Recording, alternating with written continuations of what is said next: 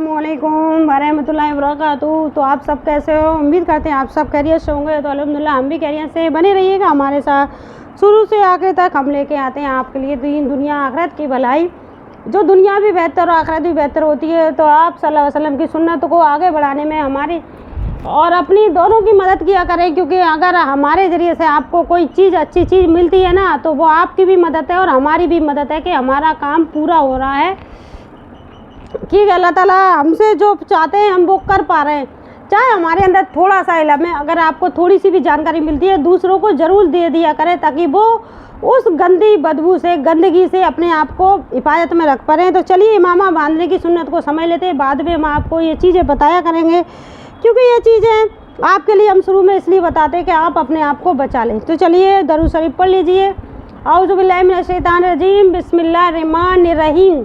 हम दरूद इब्राहिमी पढ़ते हैं, तो आप कोई सी भी दरूद शरीफ पढ़ सकते हैं। अल्लाहुम्मा सल्लि अला मुहम्मदिन व अला आलि मुहम्मदिन कमा सल्लैता अला इब्राहीम व अला आलि इब्राहीम इन्नका हमीदुल मजीद। अल्लाहुम्मा बारिक अला मुहम्मदिन व अला आलि मुहम्मदिन कमा बारकता अला आले इब्राहीम यानी अला आले इब्राहीम इन्नका हमीदुल मजीद। कोई गलती होती है तो प्लीज़ आप ज़्यादा जानते हैं तो हमें कमेंट करके बताया करें, क्योंकि हम इतना नहीं जानते हैं। अल्लाह ने जितना भी इल्म दिया अल्लाह का बहुत बहुत शुक्र है।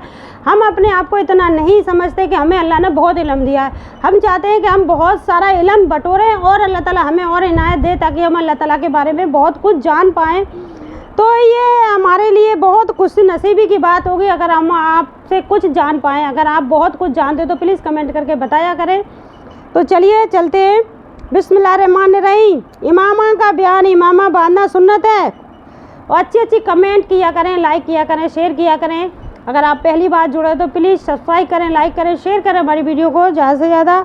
तो चलिए, आप सभी की सपोर्ट की ज़रूरत होती है हर मुसलमान भाई बहनों को, क्योंकि अगर हम लोग जब कुछ करेंगे ज़िंदगी में तभी अपने भाई बहनों की मदद कर पाएंगे। तो मदद के लिए यानी मदद हमारी क्या होगी, अगर हमारी सुन्नत आगे बढ़ेगी तो वो खुद ब खुद अपनी मदद कर लेंगे। प्यारे नबी सल्लल्लाहु अलैहि वसल्लम सुन्नतों पर चलेंगे तो बुरी चीज़ों से बचेंगे, बुरी मजलिसों से बचेंगे, तो वो अपनी खुद मदद कर लेंगे ना। तो यही हमारे लिए बहुत बड़ी मदद है। तो आप हमारी वीडियो को ज़्यादा से ज़्यादा शेयर कीजिए, लाइक कीजिए, ताकि आप दूसरों की मदद कर पाएँ। तो चलिए, यानी सबसे पहले अच्छे अखलाक ज़रूरी होता है, सच बोलना ज़रूरी होता है, झूठ से बचना ज़रूरी होता है, गीबत से बचना ज़रूरी होता है, बुराई करने से बचना ज़रूरी होता है। इन चीज़ों से आप बच गए तो दुनिया की हर मुसीबत आपसे बची रहेगी। अल्लाह ताला ऐसा कोई भी ताकत नहीं है जो आपका वाल वाक़ा कर पाए, क्योंकि अल्लाह ताला सच बोलने वाले के करीब रहते हैं। तो अल्लाह ताला हमें भी हिदायत दे सच बोलने की, क्योंकि हम भी एक वही बंदे हैं जो हम 24 घंटा गुनाह करते हैं। तो अल्लाह ताला हमें भी हिदायत दे, हमारे भी हक़ में दुआ किया करें कि अल्लाह ताला हमें सच बोलने की हिदायत दे और सच पे कायम रखने की हिदायत दे। जब भी मौत आए तो कलमा नसीब हो और सच पर ही खात्मा हो, सच पर ही हो, ईमान पर खात्मा हो। अल्लाह ताला अपनी रहमतों से माला माल कर दे। तो चलिए चलते हैं। बिस्मिल्लाहिर्रहमानिर्रहीम। इमामा बांधना सुन्नत है खुसूसन नमाज में, कि जो नमाज इमामा के साथ पढ़ी जाती है उसका सवाब बहुत ज़्यादा होता है। इमामा मुस्तलिक चंद हदीसें ऊपर जिक्र की जा चुकी हैं। इमामा बांधे तो इसका शिमला पीठ पर होना चाहिए। इमामा बांधे तो इसका शिमला जो लटका रहता है कपड़ा वो पीठ पर होना चाहिए, आगे ना होना चाहिए। पीठ पर दोनों सानों के दरमियान लटका लें, दोनों सानों के दरमियान यानी बराबर, ये यानी रील की हड्डी पे लटका लें बीच में, दोनों सानों के बराबर बीच में रील की हड्डी पे हो गया तो लटका लें। शिमला कितना होना चाहिए इसमें इख्तिलाफ है। ज़्यादा से ज़्यादा इतना हो कि बैठने में न दबे, ज़्यादा से ज़्यादा इतना होना चाहिए कि बैठने में आपके पीठ नीचे ना आ जाए, बस इतना होना चाहिए कि वो लटका रहे। आलमगिरी, बाज लोग शिमला बिल्कुल नहीं बांधते। आलम लोग जो आलिम है ना वो बिल्कुल शिमला नहीं बांधते, यानी लटकाते, ये सुन्नत के खिलाफ है, यानी लटकाते नहीं, ये सुन्नत के खिलाफ है। और बाज शिमला को ऊपर लाकर इमामा में घुसर देते हैं, ये भी ना चाहिए, ये भी ना करना चाहिए। लाकर ऊपर यहाँ घुसर देते हैं तो ये भी नहीं करना चाहिए। तो खुसूसन हालत नमाज में ऐसा ही तो नमाज मकरू होगी। अगर खुसूसन नमाज में ऐसे इमामा को घुसेड़ लिया कि टोपी इमामा के बीच में ऐसे लटका के घुसेड़ लिया तो भी आपकी नमाज मकरू होगी। और इमामा नहीं लटकाया यानी वो कपड़ा आपने नीचे तक नहीं लटकाया तो भी आपकी नमाज नहीं होगी, नमाज मकरू होगी यानी मकरू होगी। इमामा को जब फिर से बांधना हो तो उसे उतार कर ज़मीन पर फेंक न दें, बल्कि जिस तरह लिपटा है उसी तरह उधेड़ा जाए, आलमगीरी है। यानी उसकी इज्जत यही है इमामा की कि आप इमामा की इज्जत करें, क्योंकि आपने इमामा को जिस तरह आराम से उतारना है और जिस तरह बांधा था आराम आराम से उसे निकाल कर लटका देना है, या फिर ऐसे ही लटका दें ताकि फिर दोबारा पहन ले, तो उसे उसी तरह खोदना है, ऐसे फेंकना नहीं है, फेंक दिया खुल गया इमामा, ऐसे नहीं करना है। टोपी पहनना खुद हुजूर अक़दस सल्लल्लाहु अलैहि वसल्लम ने साबित है, यानी टोपी पहनना हुजूर सल्लल्लाहु अलैहि वसल्लम के खुद साबित है। तो मगर हुजूर सल्लल्लाहु अलैहि वसल्लम इमामा भी बांधते थे, यानी इमामा के नीचे टोपी होती, और ये फरमाया कि हम में और उनमें फ़र्क टोपी पर इमामा बांधना है। यानी यहूदी जो सापा बांधते हैं सिर्फ उनके सापे में और हमारे इमामा में सिर्फ टोपी का फ़र्क है तो होती है। और ये फरमाया कि हम में और उनमें फ़र्क टोपी पर इमामा बांधना है, यानी हम दोनों चीज़ें रखते हैं और वो सिर्फ इमामा ही बांधते हैं, उसके नीचे टोपी नहीं रखती। चुनांचे यहाँ के कुफ़ार भी अगर पगड़ी बांधते हैं तो उसके नीचे टोपी नहीं पहनते। बाज ने हदीस का ये मतलब बयान किया कि सिर्फ टोपी पहनना मुशरिकीन का तरीका है, मगर ये कौल सही नहीं, क्योंकि मुशरिकीन अरब भी इमामा बांधा करते थे।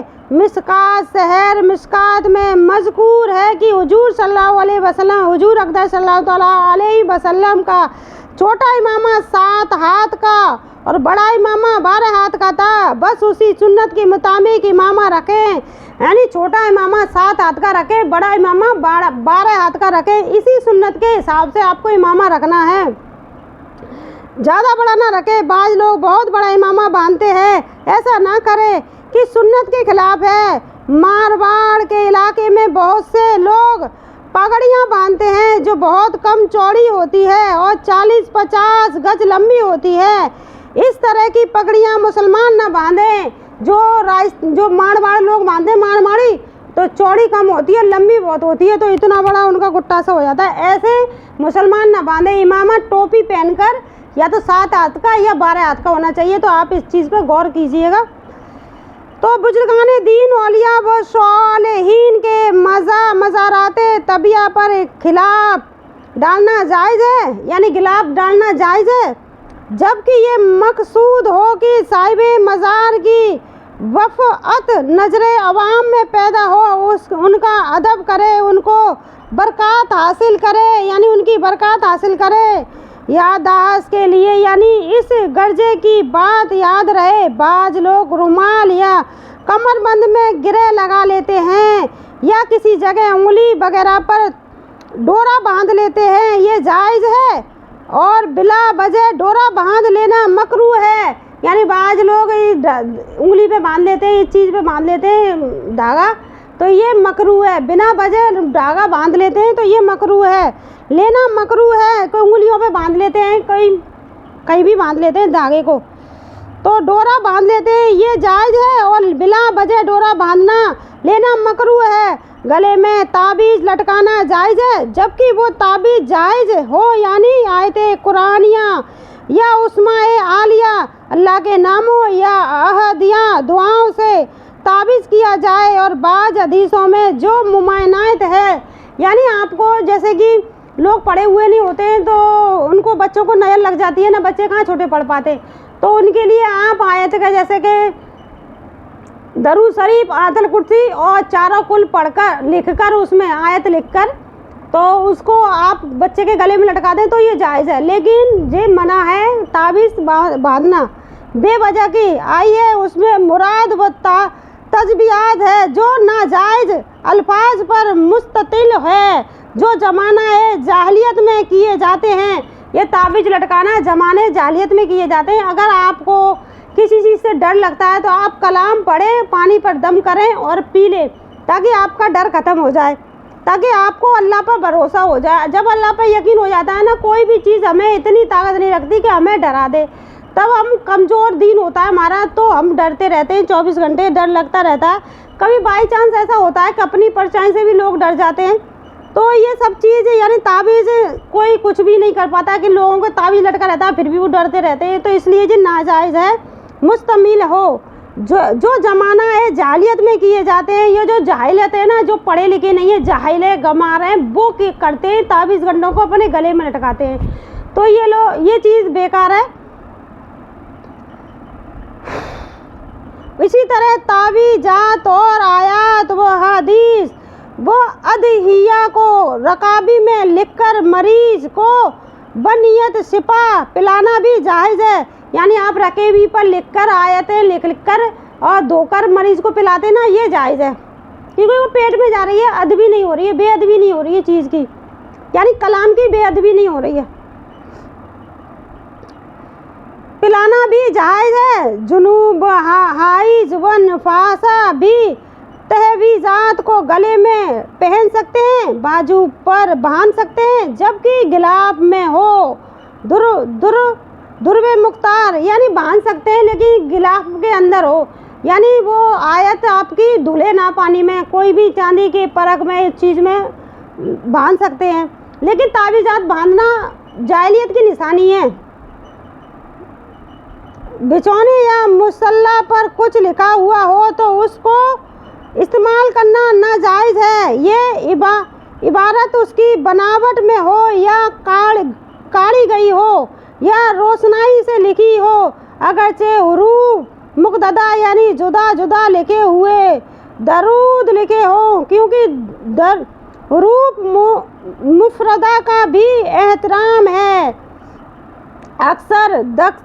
अक्सर दस्तरखान पर इबारत लिखी होती है, ऐसे दस्तरखानों को इस्तेमाल में न लाना, उन पर खाना ना चाहिए। बाज़ लोगों के तकियों पर असहार लिखे होते हैं, उनका भी इस्तेमाल ना किया जाए, यानी तकियों पे, बिस्तरों पे और दस्तरखान पे कोई भी असहार ना लिखा जाए, कोई भी अल्लाह का नाम ना लिखा जाए, ये चीज़ नाजायज़ है, मतलब ये चीज़ बेकार है।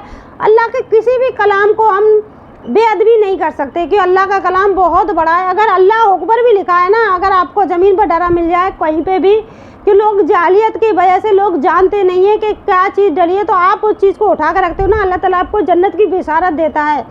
तो हमें इसलिए कहा है कि जा नमाज पे भी कोई चीज़ लिखी रहती है ना, उसकी भी मनायत की है।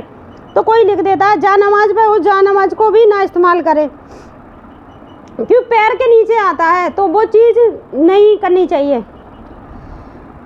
तो चलिए इस्तेमाल ना किया जाए। बाज काश्तकार अपने खेतों में कपड़ा लपेटकर किसी लकड़ी पर लगा देते हैं, उससे मकसूद नजरे बद से खेतों को बचाना होता है, क्योंकि देखने वाले की नज़र पहले उस पर पड़ेगी, उसके बाद ज़राअत पर पड़ेगी और उस सूरत में ज़राअत को नज़र नहीं लगेगी। ऐसा करना नाजायज़ नहीं, क्योंकि नज़र का लगना सही है, हदीस से साबित है, उसका इनकार नहीं किया जा सकता। हदीस में है कि जब अपनी या किसी मुसलमान भाई की चीज़ देखे और पसंद आए तो बरकत की दुआ करे, ये कहे कि कबारकुल्लाह हसनुल खालिकीनी अल्लाहुम्मा बारिक फी। ये यानी किसी को देखे, किसी की अच्छी लिबास देखे तो अल्लाह ताला से ये दुआ दे कि अल्लाह ताला इसको हमेशा अपनी बरकत में रखे। तो इसका उर्दू में ये कह दे कि अल्लाह बरकत करे, यानी आपको ये दुआ नहीं आती है तो ये कह दे अल्लाह ताला इसको बरकत करे कि ऐसी लिबास पहनता रहे। इस तरह कहने से नज़र नहीं लगेगी। रहलुल मुत्तहार यानी आप जब भी कोई भी अच्छा कपड़ा पहन कर जाते हो, कहीं पे भी जाते हो तो आपको नज़र लग जाती है। तो अगर आप पढ़े लिखे हो यानी दीनी आलिम हो, आप समझते हो अल्लाह ताला ने जो चीज़ की हिदायत दी है कि अल्लाह ताला से आप खौफ पाते हो, तो उससे कहते हो कि अल्लाह ताला इसे बरकत दे, यानी इसे अपनी बरकत में रखे, अल्लाह ताला इसे अपनी बरकत में रखे ताकि हमारी बुरी नज़र इसको ना लगे। अल्लाह बरकत करे, अल्लाह इसकी बरकत करे ताकि ये अपनी बुरी नज़र से, हमारी बुरी नज़र से, औरों की बुरी नज़र से बच सके। तो क्योंकि बुरी नज़र इंसान को बहुत जल्दी लग जाती है, नज़र लगना हदीस में जायज़ है, इसलिए नज़र लगना लग जाती है, क्योंकि 3 दिन में इंसान उठ पाता है जब नज़र लग जाती है, 3 दिन में अपने आप को संभाल नहीं पाता है, क्योंकि ये हमने खुद आजमाया है इस चीज़ को।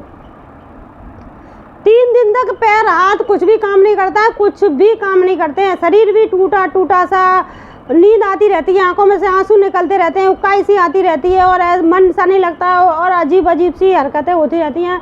फिर लगातार आप अपने ऊपर दम करते रहें तो अल्लाह ताला आपको शिफा देता है।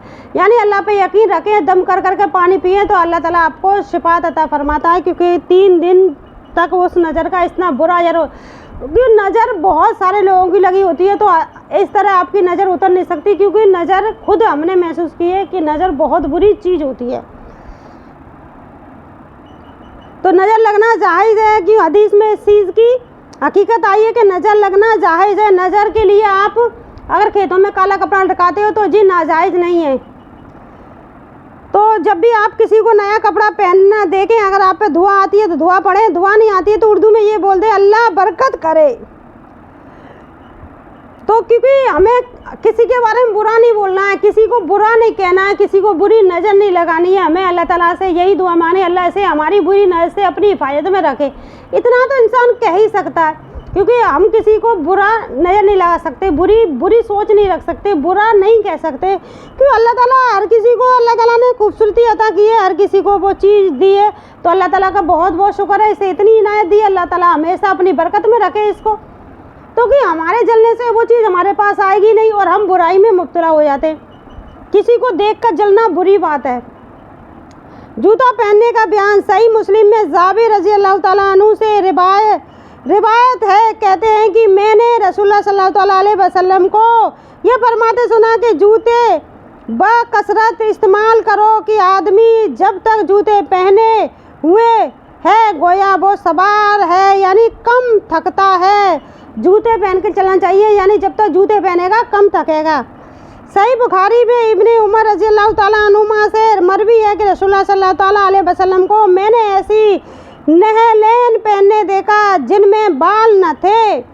यानी सही बुखारी में अनस रज़ी अल्लाह ताला अन्हु से मरवी है कि हुजूर की नज़र नहलैन में 2 किबाल थे, यानी उंगलियों के माबैन 2 तस्मे थे।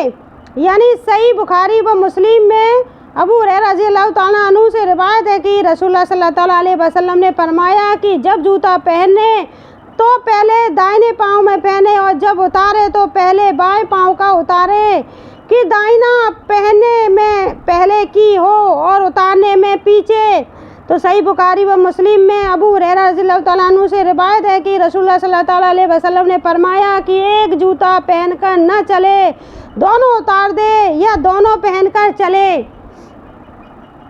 तो सही मुस्लिम में जाबिर रज़ी अल्लाह ताला अन्हु से रिवायत है कि यानी जब जूता खो जाता है तो इंसान एक जूते को पहन के चलता रहता है कि कहीं मिल जाएगा, यानी दूसरे जूते को भी उतार दे, जब मिल जाएगा तो तब पहन लेंगे, नहीं मिलेगा तो वो अल्लाह। तो रज़ी अल्लाह ताला अन्हु से रिवायत है कि रसूलुल्लाह सल्लल्लाहु अलैहि वसल्लम ने फरमाया कि जूते को तस्मा लौट जाए तो वफ़क़्त का जूता पहनकर न चलें, बल्कि तस्मा को दुरुस्त कर ले और एक मोजा पहनकर ना चले, यानी एक मोजा भी ना पहनकर चलें। तरजीह जाबिर रज़ी अल्लाह ताला अन्हु से और इब्ने माजा ने अबू हुरैरा रज़ी अल्लाह ताला अन्हुमा से रिवायत की कि हुजूर ने खड़ा होकर जूता पहनने से मना फरमाया। ये हुक्म उन जूतों का है जिसको खड़ा होकर पहनने में दिक्कत होती है, जिसमें तस्मे बांधने की ज़रूरत है, यानी जिसमें वो लेस बांधने की ज़रूरत है, उसे बैठकर पहने। उन जूतों के लिए बैठकर पहनना बताया है और खड़े होकर बांधने से दुश्वारी होती है। और जो इस किस्म के ना हो, जैसे सालिम शाही या पंप या वो चप्पल जिसमें तस्मा बांधना नहीं होता, उनको खड़े होकर पहनने में मुजाइका नहीं है, यानी मना नहीं है। जिसमें लेस नहीं होती उसे खड़े होकर पहन सकते हैं, यानी चप्पल हुई स्लीपर, चप्पल हुई जूता हुआ जो बिना लेस का, उसे हम खड़े होकर पहन सकते हैं। तिरमिज़ी ने आयशा रज़ी अल्लाह ताला अन्हु से रिवायत है कि रसूलुल्लाह सल्लल्लाहु अलैहि वसल्लम कभी एक नज़र पहनकर भी चले हैं। ये बयाने जवाज़ के लिए होगा या 2-1 कदम चलना हुआ होगा, मसलन हुजूरे का दरवाज़ा खोलने के लिए है। अबू दाऊद ने इब्ने अबी मुलैका से रिवायत की कि किसी ने हज़रत आयशा रज़ी अल्लाह ताला अन्हा से कहा कि एक औरत मर्द की तरह जूते पहनती है। उन्होंने फरमाया रसूलुल्लाह सल्लल्लाहु अलैहि वसल्लम ने मर्दानी औरत पर लानत फरमाई, यानी औरतों को मर्दाना जूता नहीं पहनना चाहिए, बल्कि वो तमाम बातें जिनमें मर्दों और औरतों का इत्मीनान होता है उनमें हर एक को दूसरे की वजह इख्तियार करने से मनायत है। ना मर्द औरत की वजह इख्तियार करे, ना औरत मर्द की। इसलिए मनायत है कि मर्द औरत को पहचाना कैसा जाएगा, वैसे मनायत नहीं है। क्योंकि किसी के पैर में तकलीफ़ है तो आपको डॉक्टर बताता है तो आप पहन सकते हैं, लेकिन उस वजह से मनायत है कि मर्द है या औरत है कैसे पहचाना जाएगा, उस वजह से मनायत है। तो अबू दाऊद ने अब्दुल्ला इब्ने हुरैरा रज़ियल्लाहु ताला अन्हु से रिवायत की कि किसी ने फज़ाला बिन उबैद रज़ियल्लाहु ताला अन्हु से कहा कि क्या दया बात है कि आपको परागंदा सर देखता हूँ। उन्होंने कहा क्योंकि आपको खुला हुआ सर देखता हूँ कि रसूलुल्लाह सल्लल्लाहु अलैहि वसल्लम ने हमको कसरत इरफा यानी बने सबरे रहने से मना फरमाते थे। उनसे कहा क्या बात है कि आपको नंगे पाँव देखता हूँ। उन्होंने कहा कि रसूलुल्लाह सल्लल्लाहु अलैहि वसल्लम हमको हुक्म फरमाते हैं कि कभी कभी हम नंगे पाँव रहें।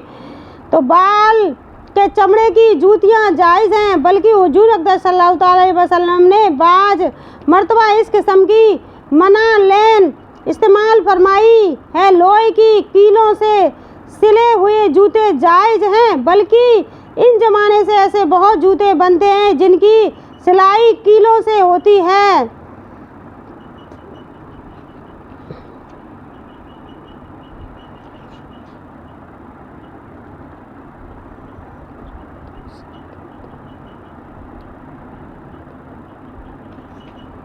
अंगूठी जेवर का बयान, तो अगली वीडियो में हम आपको अंगूठी जेवर का बयान बताएंगे।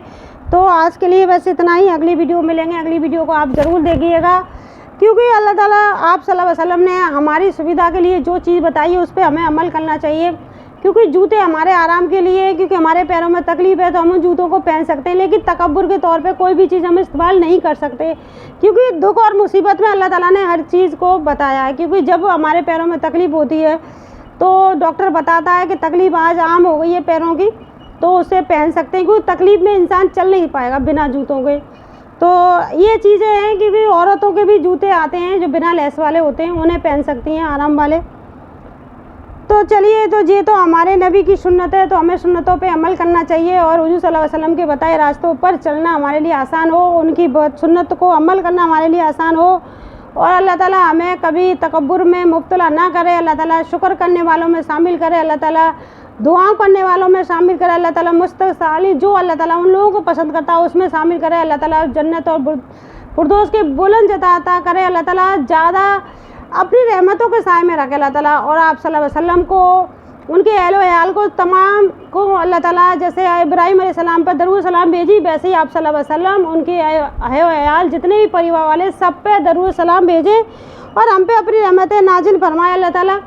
तो वैसा आज के लिए वैसे यहीं पर हम पूरी करते हैं। आप हमें अपनी दुआ में याद रखना। तमाम मोहम्मदी उम्मती अल्लाह ताला जो भी जिस भी हाल परेशानी में अपनी दुआएं करता है अल्लाह उनकी तमाम परेशानी दूर करे। अल्लाह ताला आज हर इंसान परेशान हाल है, किसी भी वजह से अल्लाह उसकी परेशानी है, जो भी परेशानी अल्लाह उसकी परेशानी दूर करे।